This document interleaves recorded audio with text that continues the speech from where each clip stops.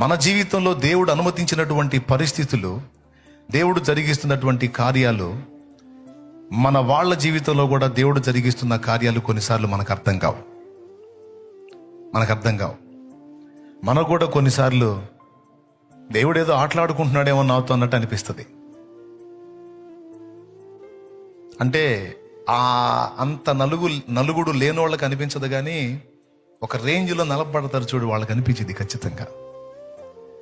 దేవుడు నాతో, నా మనసుతో ఆడుకుంటున్నాడా, ఆటలాడుతున్నాడా?